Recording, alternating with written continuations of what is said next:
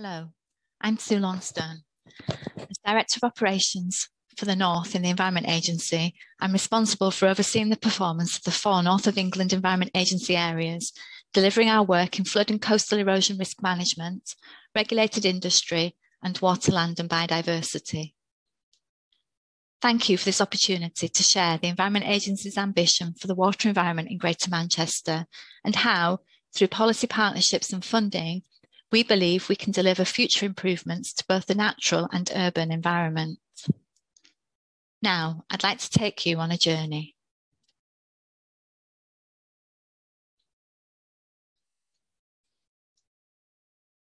So, where are we going?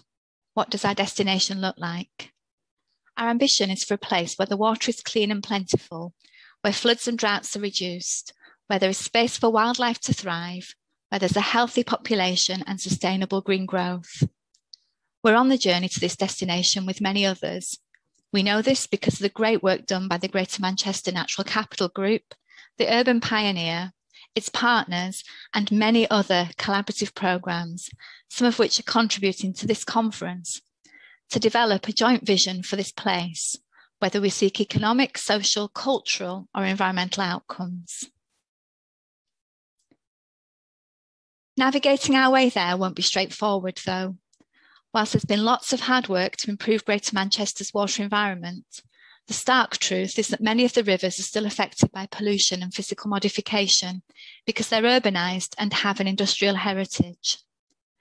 I'm sad to say that only 3% of the waterways in the Greater Manchester, Merseyside and Cheshire area are at good ecological status, and over 200,000 properties are at risk of flooding. Beyond the urbanised centre, the surrounding moorlands are also degraded, leading to fires at times of dry weather and flashy catchments that are more likely to cause flooding downstream. And in the last few years, we've felt the impact of drought on the resilience of our water supplies and reduced river levels. Population increase and climate change mean we have to plan not just for today's pressures, but for the futures too. The Greater Manchester area is expecting an increase in population of 7% over the next 22 years, putting increased demand on the ecosystem services we get from the environment. And climate change will lead to more extreme weather conditions and increased flood risk. So the route to our destination is steep, and it's getting steeper.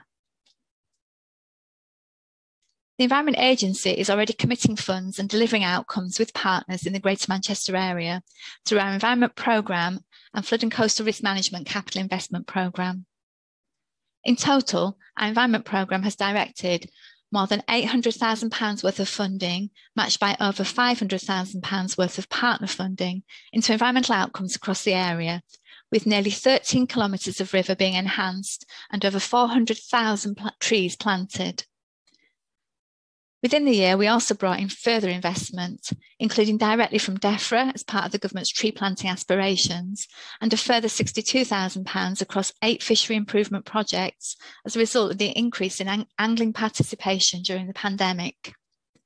I'm especially proud of the work this year.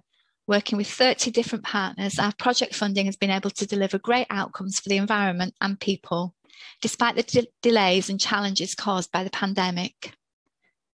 And in the past 5 years, our Flood and Coastal Risk Management Capital Investment Programme has resulted in more than 3,000 properties better protected as a result of nearly £60 million worth of investment, and an ambitious aim to invest £20 million this year to protect a further 1,500 homes. However, given the scale of the challenge, we will need to strengthen old and develop new partnerships, maximise the opportunities that new government policies offer, and increase the nature positive investments in this place if we are to protect, sustain and improve the services we receive from it.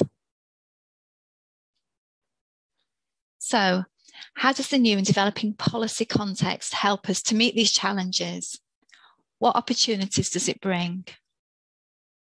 As recently reflected in the Treasury Commission Dasgupt review on the economics of biodiversity, nature is the foundation of our economy, health and well-being, and yet it is often valued as zero and therefore invisible in decision making. Well, the government's ambitious 25-year environment plan commits to taking a natural capital approach, where nature is explicitly considered as an asset to be protected and maintained.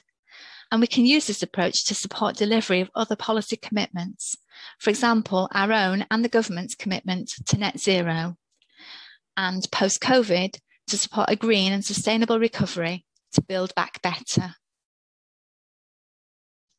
The Environment Bill will mandate 10% biodiversity net gain for many developments requiring planning permission.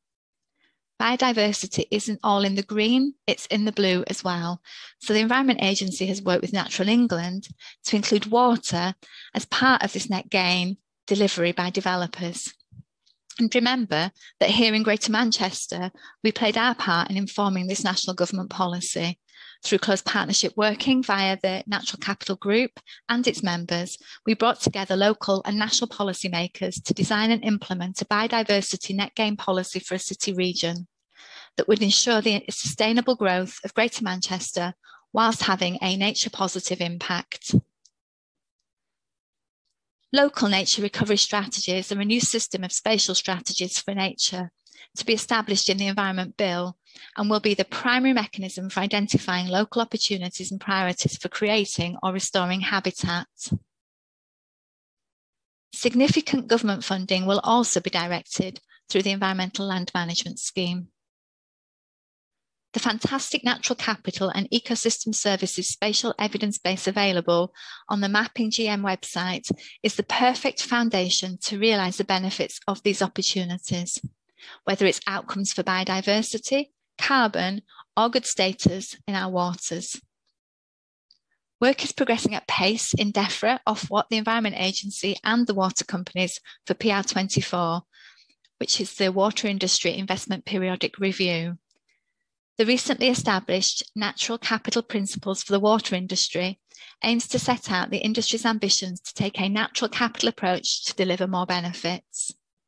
And finally, towards the end of 2021, leaders from around the world will meet in Kunming, China and Glasgow, UK, to discuss the Convention on Biological Diversity and the Convention on Climate Change at COP15 and COP26, respectively. In these conversations, the role of nature will be paramount. These conversations and all of these policies provide huge opportunities to prioritise and fund more nature-based solutions and play an integral role in the fight against climate change and the nature crises. So, are we ready to grasp the opportunities that these policies provide? Well, it gives wind to our sails to further embed a natural capital approach to help protect our natural assets and the services we receive from them, to strengthen our partnerships, improve stewardship of the environment, and to leverage funding and invest in places to protect natural assets and sustainably maximise benefits for all. And it's a pleasure and a privilege for the Environment Agency to be part of Greater Manchester's innovative work around the use of a natural capital approach to achieve our joint ambition to improve the environment, support economic growth and community well-being. Through the innovative work of the Urban Pioneer, championed by the Greater Manchester Natural Capital Group, there are natural capital registers and accounts that set out the natural capital baseline evidence and illustrate the services and benefits that we get from the natural assets in the city region and from the uplands beyond. For example, air quality regulation from vegetation, improving air quality and preventing hospital admissions, climate regulation through carbon sequestration by Greater Manchester's woodlands and peat, improved physical and mental health from accessing Greater Manchester's green spaces. This natural capital account makes the invisible visible, and the evidence from it is helping to direct funding and develop partnerships to improve the environment. However, its impact goes far beyond the city region's boundaries. In partnership with the Environment Agency's Natural Capital Programme team, the register and account has now been developed into a replicable tool for others to use. What once took months and thousands of pounds to create can now be done in hours and for free, and now other local authorities and partnerships are able to develop an understanding of their natural assets, the services that flow from them, and who benefits from them. At the last count, more than 100 different organisations had requested the tool. Born in Manchester, having a positive impact everywhere. Natural Course are also leading from the front with their Natural Capital User Guide for Greater Manchester, supporting planners, land managers and developers to use a natural capital approach to build partnerships, make effective funding bids and deliver more benefits.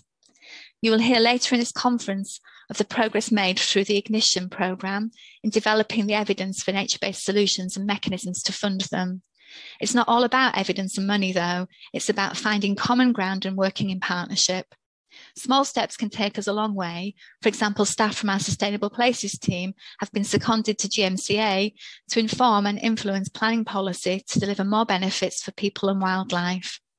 And we strengthen our relationship with United Utilities and Natural England through our catchment commitment, which sets out a shared vision for how we can contribute to the government's 25-year environment plan, helping to improve the environment, support economic growth and community wellbeing in the North West. And to give a small flavour of what we can achieve together, I just want to share a couple of recent partnership projects with you. Working with partners in Bickershaw Country Park, we help fund the modification of damaged landscapes and habitats on a former colliery site to deliver water storage and slow the flow services to reduce flood risk to communities downstream. New wetland habitat and restored wet grassland and fen habitats have also improved the recreation and biodiversity value and encouraged the local community in the ongoing maintenance of the site. We've also supported a number of projects in the uplands around Greater Manchester, involving construction of leaky log jams, planting trees, constructing runoff attenuation features and habitat restoration improvement plots at New Mills, Upper Roch Valley and Smithills. The primary focus of the original projects is to reduce flood risk and create new or improved habitats, but with the support of Natural Course, we've demonstrated that there are wider multiple benefits, including improvements to water quality as well as water quantity. Also, more people are engaged with their local environment, improving its stewardship.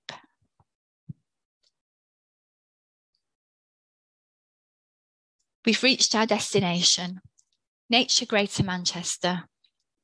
Working together and taking innovative natural capital approaches so that planning and delivery transparently take account of the social, cultural and environment benefits and costs, as well as the economic, we will be able to maximise the opportunities that government policy is providing.